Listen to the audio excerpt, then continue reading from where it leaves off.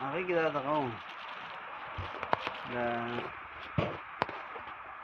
څورته باد سیټي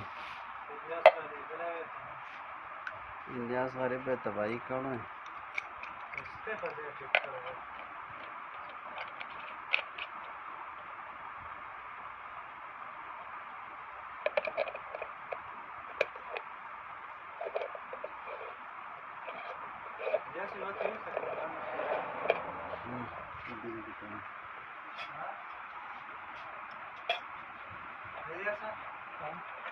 Era no, pero era la reina de un poco de fantasía, parece.